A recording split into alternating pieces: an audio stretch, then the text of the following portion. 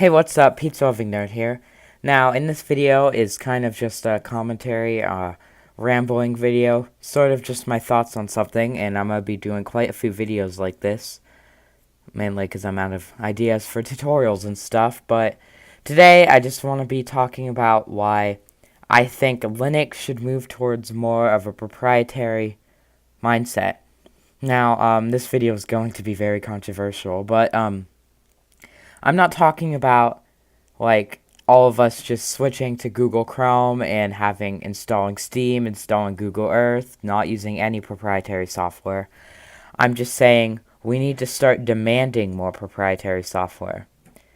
So one big reason a lot of people don't use Linux is because of software.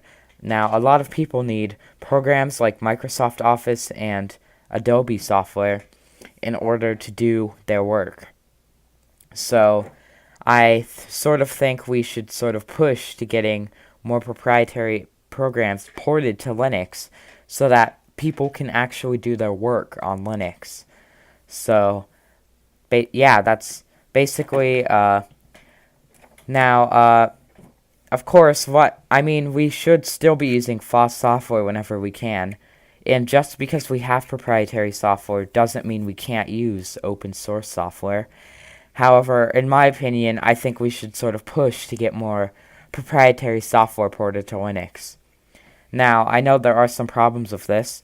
There isn't any incentive really, mostly for people to port proprietary software to Linux, specifically companies, because it's going to cost them a lot to port it, and overall, Linux is a pretty small market, and most people would resort to using free and open source software anyway.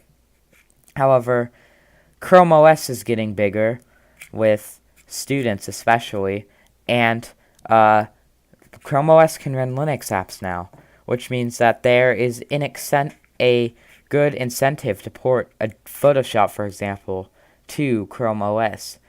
Now, Linux apps on Chrome OS right now is sort of in a weird state where you kind of have to know what you're doing to get it working. You have to know the command line. However, if Google makes a Linux software center for Chrome OS, or even adds it into the Play Store for Chrome OS, then that way Adobe can sort of push it onto Chrome OS and still have a Linux port already made. So why not just release the Linux port, and then people who use Photoshop on Linux can use it. So Chrome OS is a good step in the right direction for us Linux users. I also believe that we should be there was some polls for porting, I think it was GOG Galaxy to Linux. If there's any polls like that, I think everybody in the Linux community should, vote on those polls for, getting those applications. Now, we need as much proprietary software as we can get, because people need to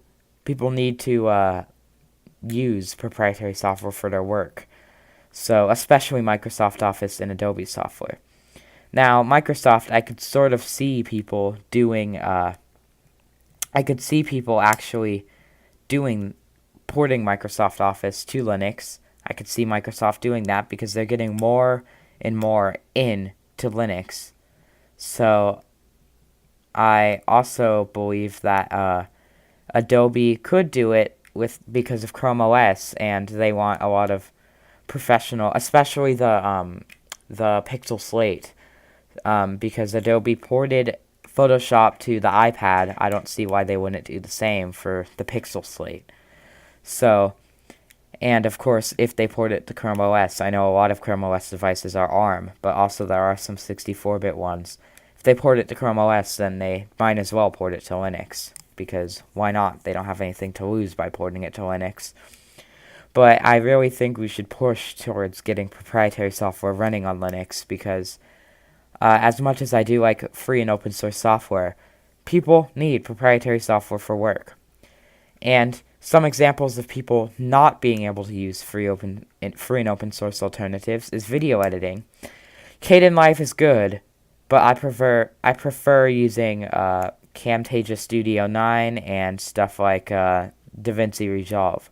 I know DaVinci Resolve is on Linux, although I haven't actually got it to work on Linux properly. But video editing and content creation is something that you can't really do on Linux. Also, CAD is you can't really do on Linux. 3D modeling and stuff is a lot harder to do on Linux than it is on Windows. So stuff like that we need proprietary software ported over to Linux for. Anyways, that was just a quick ramble about proprietary software. I hope you enjoyed this video. Thank you for watching, and I'll see you in the next video.